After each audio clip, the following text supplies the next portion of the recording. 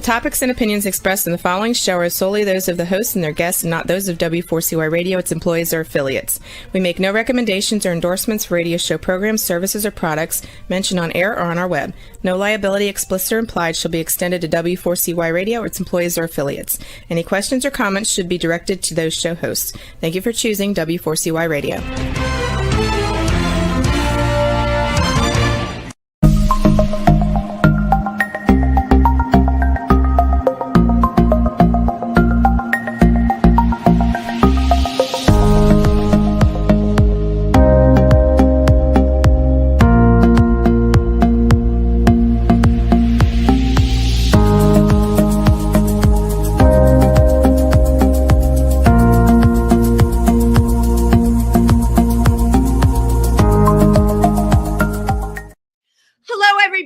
Good evening and welcome to Triversity Talk.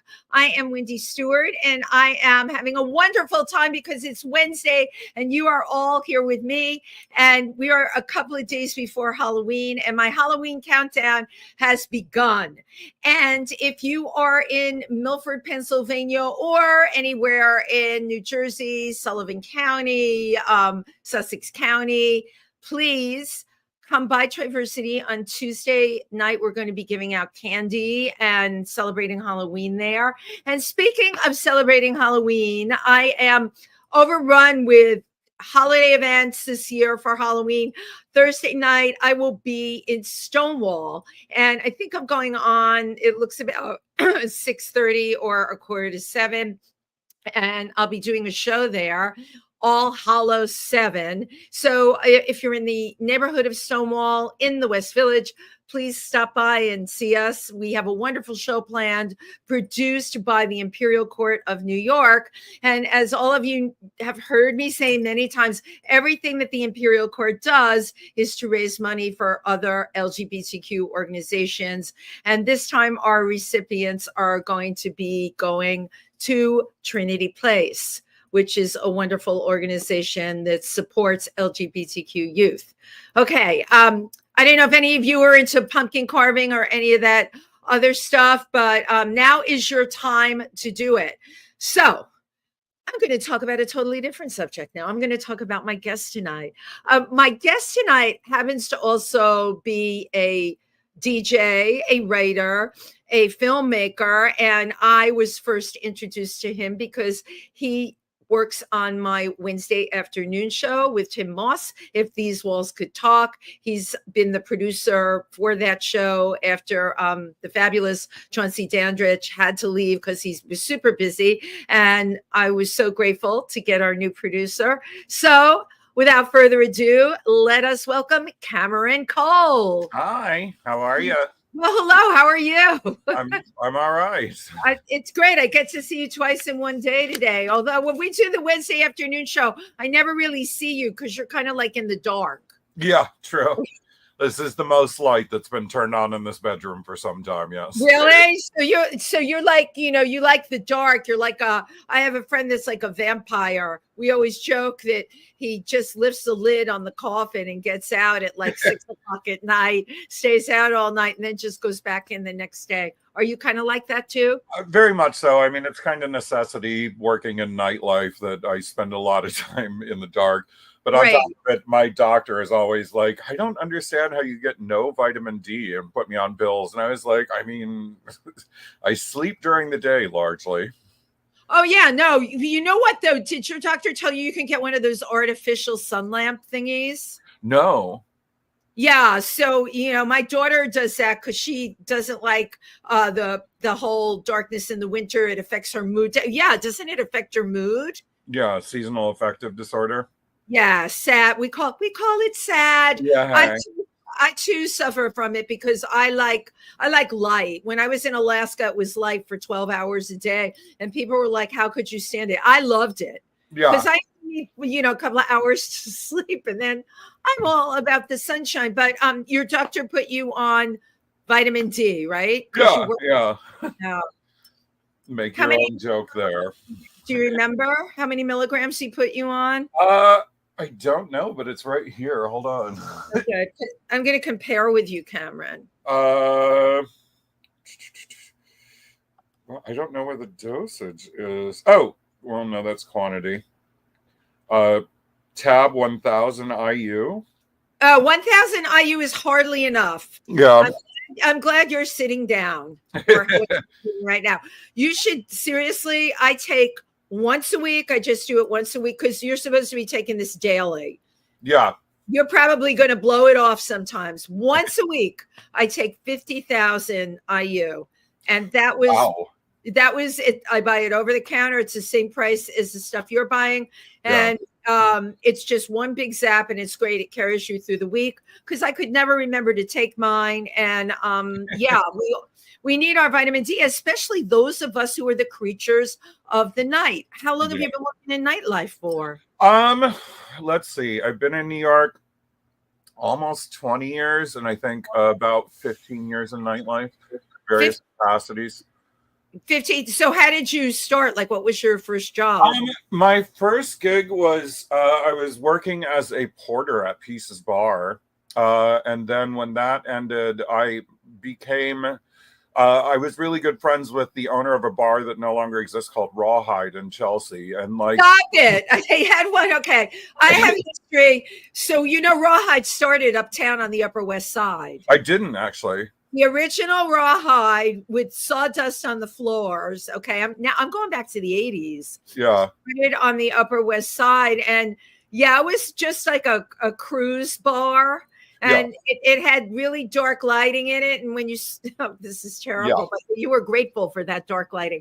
But I would go there with friends. So you worked in the Chelsea Rawhide. Yes, I bartended there for the last couple of years. They were open.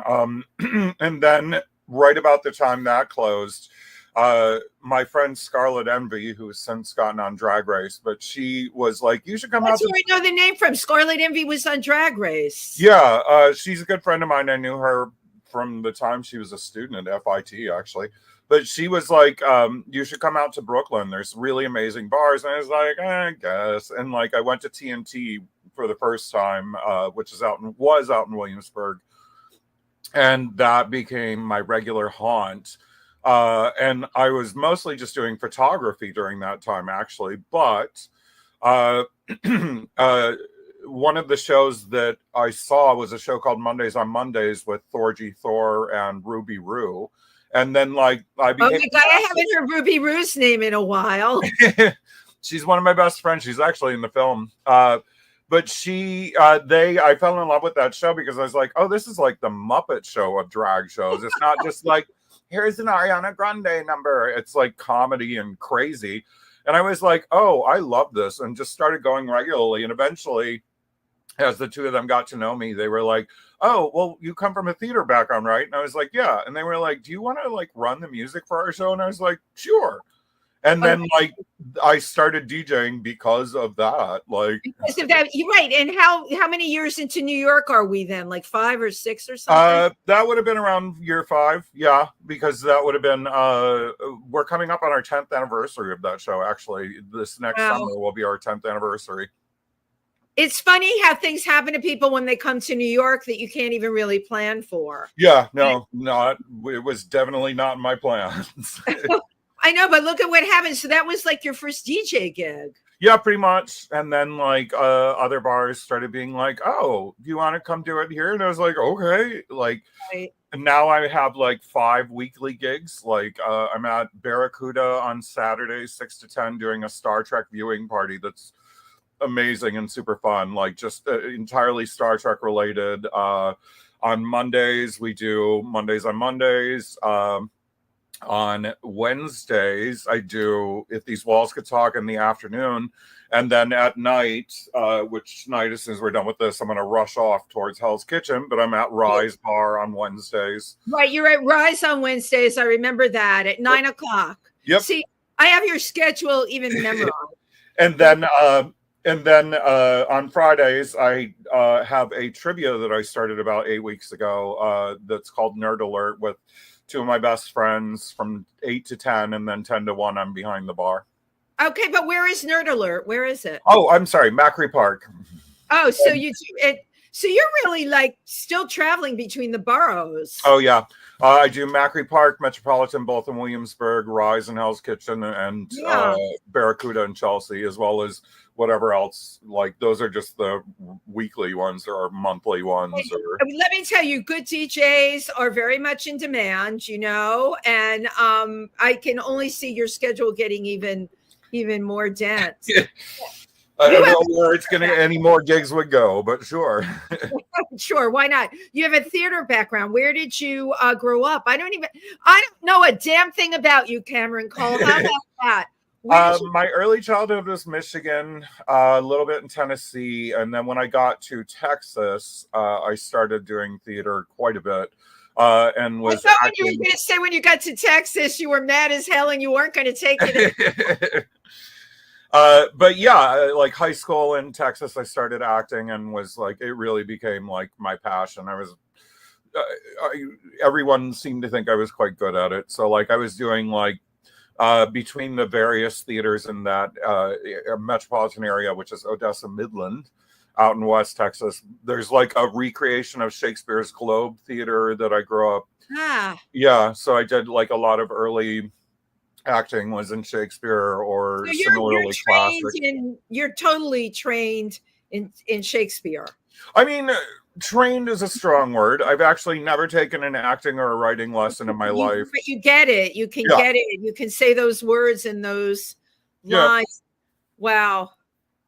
That's impressive to me because I can't even remember what production I had a very small part in, but I knew I always struggled to read Shakespeare. I had to get Cliff Notes, and being cast in it and learning even the lines, the language, my brain just couldn't wrap its head around it. What is it that appeals to you about Shakespeare? I mean, I've actually had Shakespeare purists get very angry at me when I say it.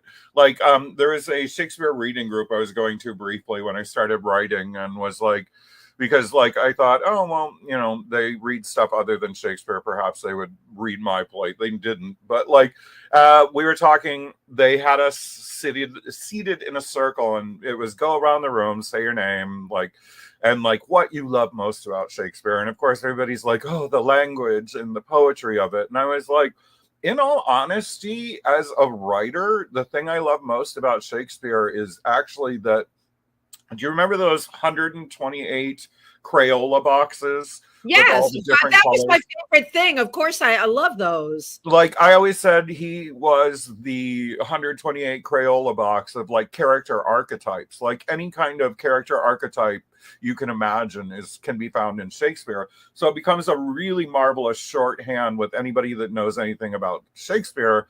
Like I can describe a character as being a gay Hamlet, and that pretty much gives you like a great deal of context. Very good quickly. Indication as to what the components of that character is. Yeah. So when did you discover Shakespeare? Was that like high school, college? It was, I want to say 8th grade when I started. I was in a production of Romeo and Juliet, and then of course, like they taught us whichever one.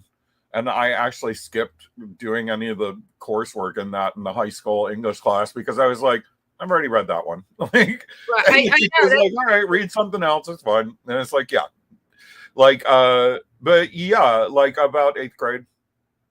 8th grade, yeah, that's middle school. Yeah. Did you do sports at all, or you were strictly theater? When I was a young kid, I was forced into sports because of that was me digging, you know, like I kind of, you know, as you know, a lot of the people I have on both of my shows are performance and stuff like that. And we live in such a time, especially this show is called Triversity Talk. We're located in Milford, Pennsylvania. We have an amazing high school. It's got a great drama department, but the big thing out where we are, of course, is all the sports. Yeah. And if I were a kid, I would have disintegrated. I wasn't that kid. And so many of the people that have been on the show of male gender never played sports or, you know, were so happy to discover theater early in the game to get out of it. The only sports I really enjoyed was track. Like I did enjoy track, but other You than that, did. no You interest. like running, but yeah, but okay, but though that's like what personal best stuff, you know. Yeah, Uh, yeah. Competitive sports with teams and stuff like that. It's funny. I there's one drag person that played hockey that's been on the show, Kay Gorgeous, who is so funny in Mhm. her drag, but she came up, you know, playing like hockey, but she's the only one of everyone I've had on any of my shows that did Yeah. sports. So thank God, you know what? A shout out to the theater departments everywhere, right? So Yeah. did you major in theater in college? I actually never went to college. You didn't. Okay. My husband's an artist. He never went to college either. And that's interesting because I've had this conversation with a lot of people. There are some people at 18 years of age that are just, they're cooked. They're ready to go. Yeah. And you had done this and you came out with this talent. Yeah. Somewhere along the way, you also became a writer. How did all that happen? Yeah, actually, I I was acting quite a bit for a lot of years, and like, I mean, I would be rehearsing one show at like one of the community theaters while performing one show in the high school theater department while also auditioning for like one of the other community theaters. Like I was constantly rotating, but I ended up getting pretty burnt out on it about the time I got to Austin. And while I was in Really? Austin, I was like, all right. And like I kind of came to a crossroads where friends of mine that were in the union were like, you should really get into the union. You could be doing this as a living. And I was like, yeah, I don't know if I want to. Like, I was like, I've gotten very burned out. I'm kind of tired of it. Wow. And instead of doing that, I ended up joining a sketch comedy group. That was a queer sketch comedy group there in Austin. What And was it called? uh, What was the name of it? oh God, I don't.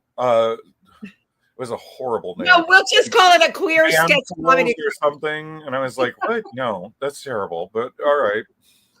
And like very quickly, I was like, all right, I'm gonna write a sketch, and I would write for everybody else, never for myself. And like it very quickly became apparent, like that I was like, oh, I am a much better writer than anyone in my immediate vicinity. But like, it's interesting because you're talking about sketch comedy, which is a whole other thing yeah, than coming from a background of classics. yeah, Oh, we'll get to that with you because it has come full circle for you. yeah. But so, and you had a knack for writing sketch comedy, and Yeah. obviously you enjoyed it. And yeah, and then once I moved to New York, I really wasn't doing either for the most part. Like I had friends of mine that would be like, oh, come do this and be in the show, and I'd be like, all right, but like I wasn't really auditioning, I wasn't really seeking it out. What made you come to New York? Like, you know, Austin's a great place. That was actually I had left Austin and gone back home to Midland, and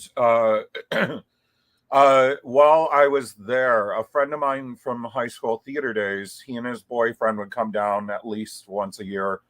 And like every year, they would be like, come back with us, come back with us. You would love New York, and New York would love you. And I'd be like, no, it's scary. I've never even been. Like, I don't want to move there.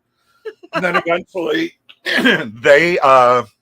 there was very famous kind of a scandal in the theater world of Odessa in which this young producer had like got sued over like tickets and like promising that they were going to get Bernadette Peters and all these other big names down there. And then that was the no-show. Yeah, when the bottom fell out on that, my friend had been brought down from New York to be one of the casts in that, and like he and the boyfriend were like stranded in Odessa because the checks were bouncing. It was like all over the national news at one point. That would make a great play. Stranded in Odessa when the checks are bouncing. Right. There you go. Yeah, very much so. I'm actually surprised no one's written about that. But yeah, it was in the national news. Tony George's, bless him, it was a friend of mine, sort of But like, so they were like, oh my God, how are we going to get home? And I was like, you know what? I was like, I kind of took stock of my life at the moment. I didn't have a job. I was living in a house that was paid off because it had been gifted to my mother. My mother was a reverend. It's this little house, and I was like, my car's almost entirely paid off. Like, what do I have to lose here? Like, if anything, I just drive cross country with them and enjoy a long New York vacation, So what and then you like drove come up here back. with a paid off car. Yeah. Like, Wow. oh, it wasn't even, I gave that to my mother and brother, and they did what they did. But like, yeah, so I got in the vehicle with them. We drove from Texas to New York over a couple of days. And I was like, within 2 days of being here, I had my first job, and I was on the L train on the way to it from Williamsburg. And I was like, oh, if I never leave this city, I never have to drive again. And that was pretty much the moment I decided I was a New Yorker, like Right. 2 or 3 days in on It's the L train. what so when you moved here, you moved to Williamsburg right Yeah. away. Yeah. Well, that's I what they stayed, call beginner's luck. I mean, that's pretty cool that you landed a place there. I stayed with them for the first several months, and then the apartment right next door to them opened up, so I ended up taking that. I wish I still had that apartment. It was rent controlled. Like, Oh, you had a rent control. I had a rent yeah. controlled apartment also. We try and die in them. Everyone says they're going out of that apartment feet first. Yeah. But you weren't able to stay in your rent controlled apartment. But then I've always lived in either Williamsburg or Bed-Stuy. The building I'm in now, the owner, it was a one-family brownstone that she converted when they bought a place upstate and retired up there. And the owner turned it into, there's a duplex. The second floor is all one apartment. The third floor is all one apartment. I was in the second floor for probably 7 years or something. And when I moved out, she renovated everything, hated the people that came after us, kicked them all out. And then like during a lockdown, she was like, do you want to come back? I was like, yes. Oh my God. Yeah. So now I'm the top floor instead of the second. And like, yeah, like I kind of, not a super per se, but like I put out the trash and like whatnot. And she gives me a nice little discount. She calls me. Right. But you're in a renovated apartment. Yeah. In Bed-Stuy. Like it's a floor through, the entire top floor of a brownstone. That's incredible, Cameron. So you're going to be one of the people that says, oh, the only way I'm going out of here is feet first. Probably. Yeah, I don't see myself moving out of this building again. Right. Well, you know what? All I can say is you've been very lucky since you came here. You know, not every and you know it too. You've been here 20 years. It's not that, to me, 20 years is not that long. I've been here 45. Oh wow, yeah. You know how many apartments I went through? You can only imagine. And when I came here, rent control, which is better than rent stabilized, you could get these rent controlled apartments. Right. You know? Right. Madonna and I came at the same time, so that's my claim to fame. We both went to Danceteria. Yeah. I know, right? Talk about history. But I want to just jump back on something that you mentioned. Your mother was a reverend. She was. I had something of a rough childhood. When my parents divorced, it got very, very ugly. We were custody-wise, there was split custody, and then it was all to my mother, and then it was to my father's grandparents. It was a rough childhood, and some periods in foster care as well. That's really rough for a kid, but you know, obviously I'm sure that contributed to the fact that you did a wonderful job as an actor, and really, truly, you are now as a writer. Yeah. But like there was a long period that we weren't really allowed contact with my mother. So like for a long part of my childhood, unfortunately. But when we reconnected when I was like 16, she started moving towards becoming a reverend, and she had also recently come out once because I was already out by the time I got down here. I came out in 1991 at 13, almost 14. I was going to ask you how old you were when you came out, and that's where I was going with your mother being a reverend. I wanted to ask you, like, what was that? What was that like? Oh yeah, no, not is what you would assume. But she came out not long after I got here, and then she built a LGBT church, the non-denominational, there in Odessa. It's called God's Rainbow Promises. She unfortunately passed. I think she was just shy of 25 years since she had built the church. Wow. But my brother now owns it, and we keep it open for all her congregation. But okay, that's an amazing thing. If we weren't doing the show, I would never know that about you. No, I mean, your brother is running that church that your mother started. He owns it. He like the church parishioners themselves take care of everything. He's actually a Jehovah's Witness. Like, he's liberal for a Jehovah's Witness, but like, so your brother isn't gay though, or he is? No, he's not. Okay, so he's a Jehovah's Witness. Yes. Your mother became a reverend. Your background's not all. My mom was Protestant, my dad was Jewish, and they converted to Christian Science. Yeah. Kind of like, whoa. But yeah, my mom, rest her, she passed like January of the 2020. Oh God, what year is it? 2023. So that would have been what? 2022?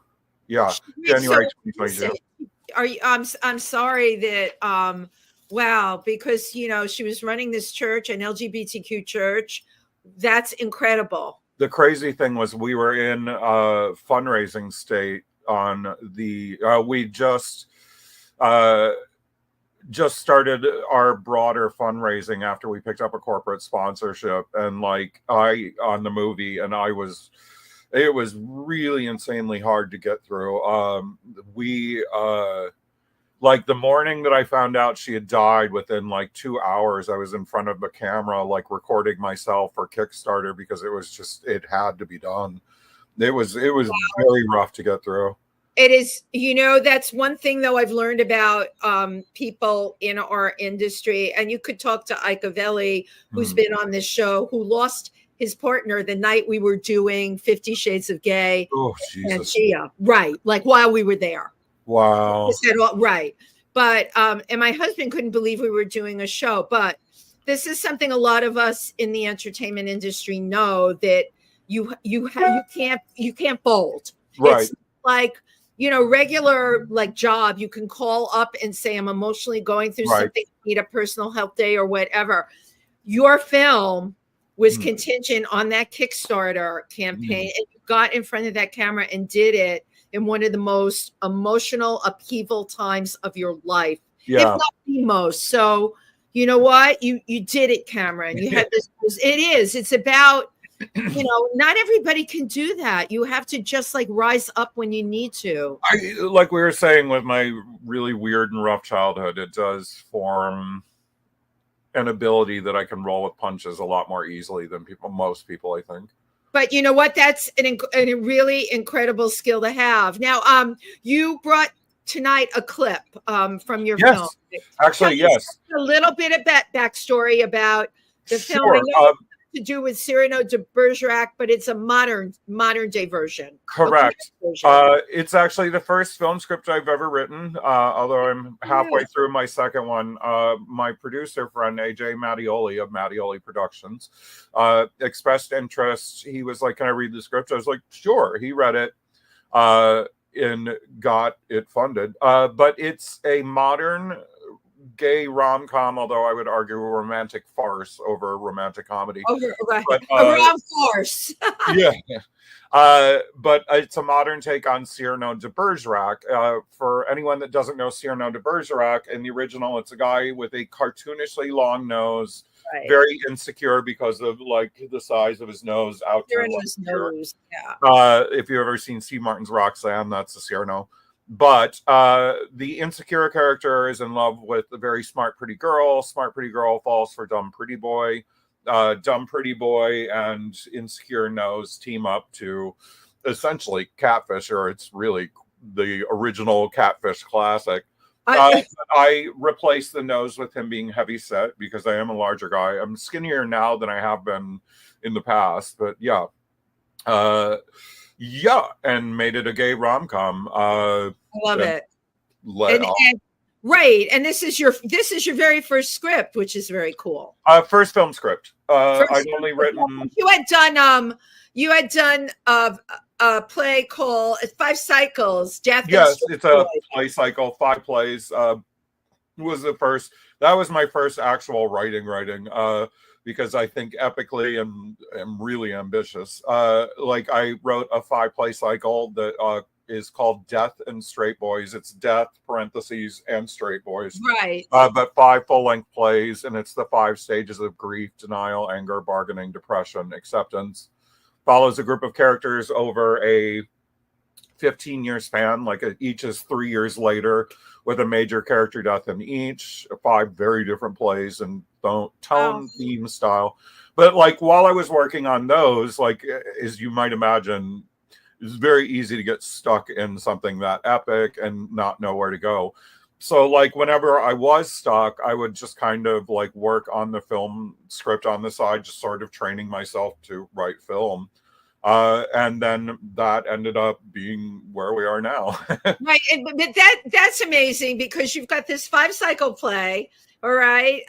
To get your mind away from that, because you hit a wall, as we say, you start working on a film. And this is all while you work at night with your body clock completely screwed up all the time. Am I correct in saying Yeah, that? correct. Right.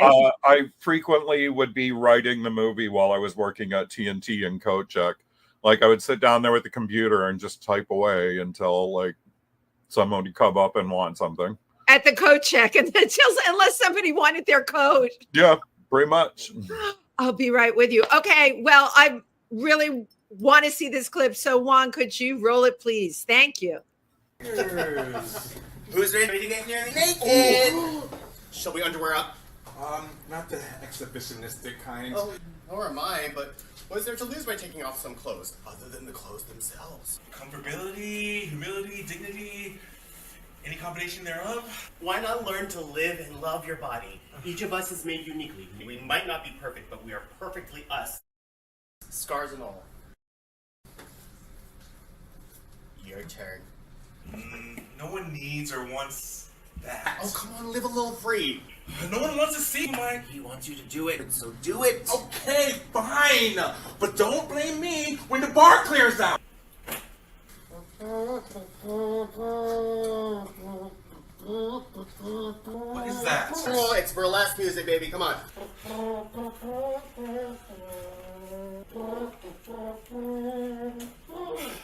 There. Exposed to the pitchfork-wielding villagers. Better? Feels like Ruby and I brought you out of your shell a little. We sure did. Lord. I can't believe how naked I am right now. Oh, please. You're Amish naked. You're hardly even Mormon naked. Enjoy your night, Elder Jebediah. And now, we must dance. Must we? Haven't I embarrassed myself enough? Must I also invite that level of shame? Oh, come on. I want to dance with somebody. Dance with me. Wait. Charlie! Oh! Long time no see. You look great. Have you lost weight? No. Oh, you look...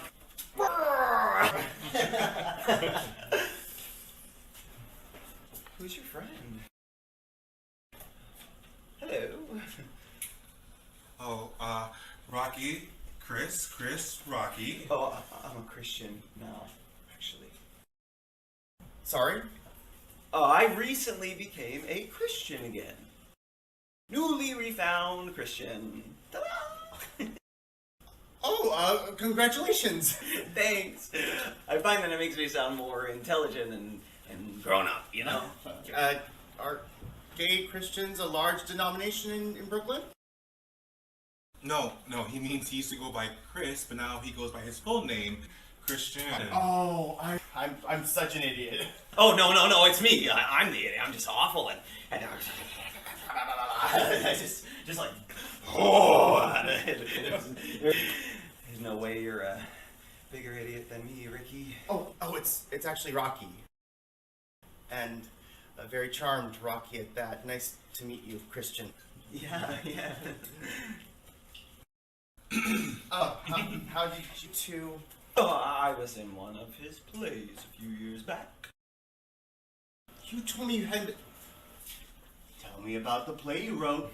Far too busy embarrassing myself dancing to tell you all about my failures as a writer. Mind if I keep dancing with you? Mm-hmm. Well, anybody who has attainable info about Charles is a new friend of mine.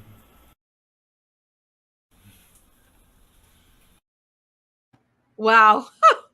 I love the gay Christian thing. That was so. Yeah, that was a fun little. I like. There used to be that character of Christian was the hardest to write, just because I was like, I mean, I don't want him to just be stupid. Like he's got to be goofy or awkward somehow. And he went through a lot of different iterations of how I was going to approach him. The Christian name thing was something that happened very, very close to production, where I was like, oh, actually, here's a great way to do this scene. Right. Right. But, it adds more dimension to, just another good looking guy. Right.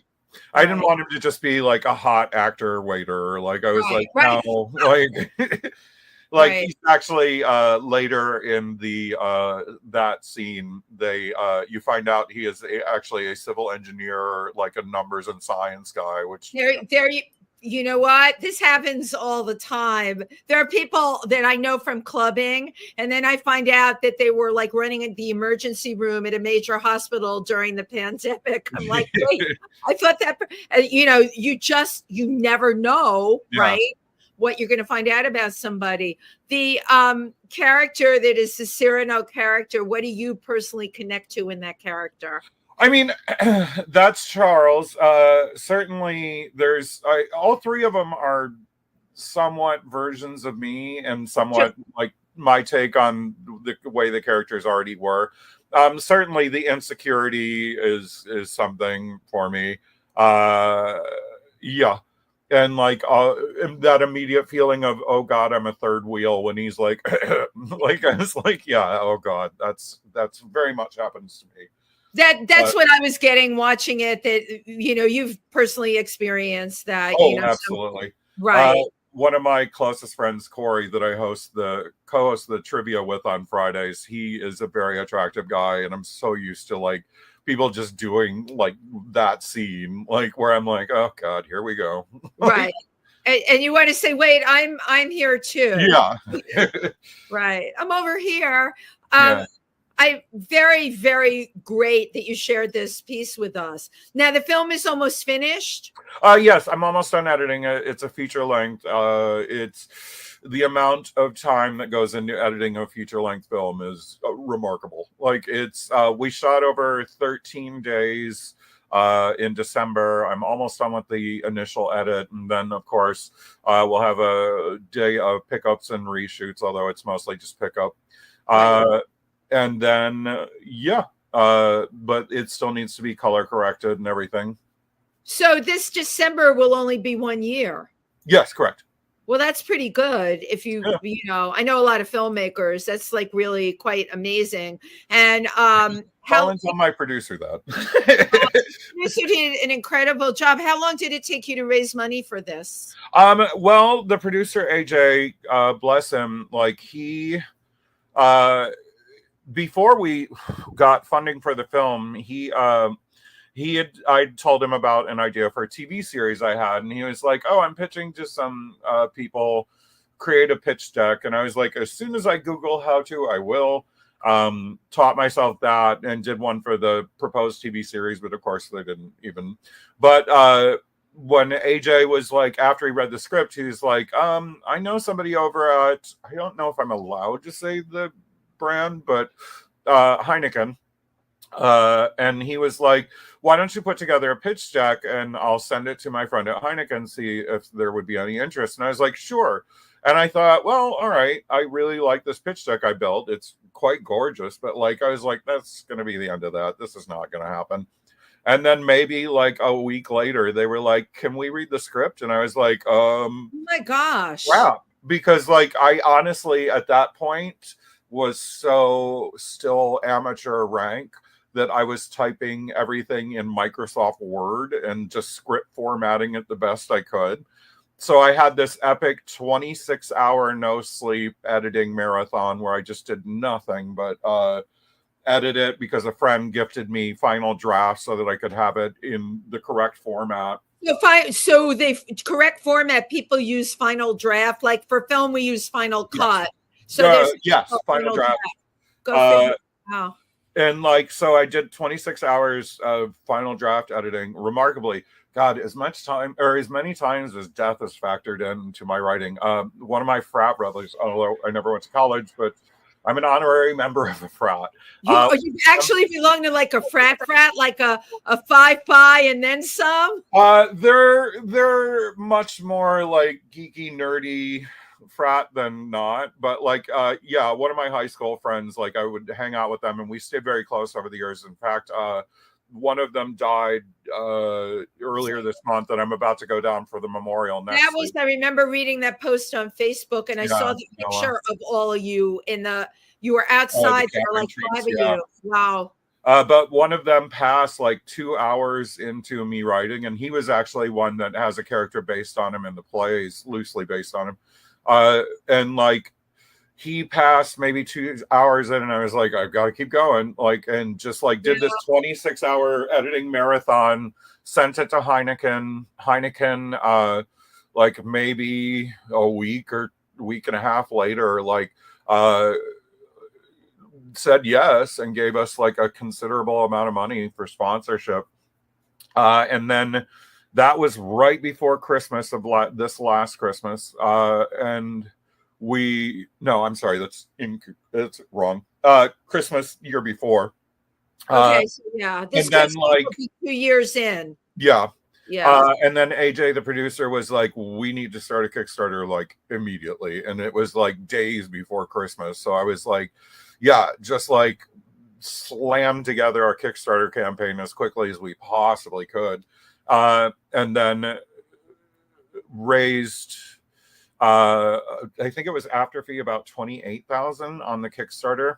How long did it take you to raise 28? See, I love that. Love this kind of stuff. I think we ran a 60-day campaign. Yeah, we did, because we started just before Christmas. My mother passed in like just after New Year's, and then it was just like trying to make it across that finish line. But 60-day campaign. But you did it. Yeah. Like after fee, I think before fee we were like, God, what was it? Like 30-something thousand. But like, and then we ran a second, as well as like some just little fundraisers, like at the bars. We did a Seed and Spark campaign, which put us like, I think 18,000 more in. And then the producer and two of my frat brothers, like, each invested some money that I've been paying off myself, because I'm like, sure. Just like every month, I'm like, here's like more money. You know what? It's such an incredible story. 2 weeks ago, I was at a film festival. I was doing all the interviews with the people that are just like what you did. The stories are really inspiring.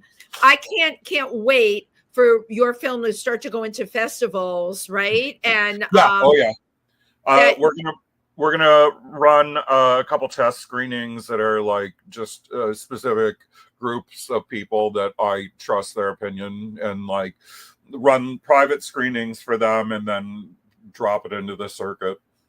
See what happens. Absolutely incredible. And I know it seems like a long time, but if this December is 2 years, you really knocked it out of the ballpark. I'll take that. Thank you. Absolutely. So you know what? We're down to like the last 2 minutes. Sure. How do people find out more about you? How do they get in touch with you? I am on social media As Cameron Cole, Facebook and Instagram, though I don't have like a strong presence, to be honest. But that is a way to reach me, yes. Right. Well, you know what? You're working hither, dither, and yonder, and then creating all these projects. I don't know how you would have time to do social media. That's You know, largely. it's Actually, something interesting about the film, similar to the way I did the 5-play cycle, like this is actually proposed as a trilogy of Brooklyn Queers the Classics. Like while this was the first script I've ever written, it's Cyrano de Bergerac, the gay Cyrano de Bergerac specifically. The follow-up, which I'm about halfway through on writing, is a trans Beauty and the Beast. And then the third one, I want to do a lesbian and non-binary Oliver twist to close it out. But yeah. Just love it. Cameron, you're prolific, and I love the things that you're working on. You'll keep us all in the loop. Of course, sure. I get to see you every week. You can keep myself and Tim Moss in the loop too. And we are down to like the last 60 seconds. I always love taking a picture. So sure. I love computer pictures. Okay, cheese. And one more. Well, I wish you so much luck with everything that you're doing. I was about to say, when do you sleep? But you know what? You don't. So, like, we just answered that question. Yeah. Not you, like, a lot. Literally, like, get like 4 or 5 hours sleep? Yeah. Oh, yeah. Yeah. Yeah. Once I get out tonight at about 2, I probably will head to Brooklyn, have a drink, go home around 3, and sleep till, like, probably damn near noon. Wow. Wow. Yeah. God bless you. Thank you for everything that you're contributing to the queer community in terms of your creativity.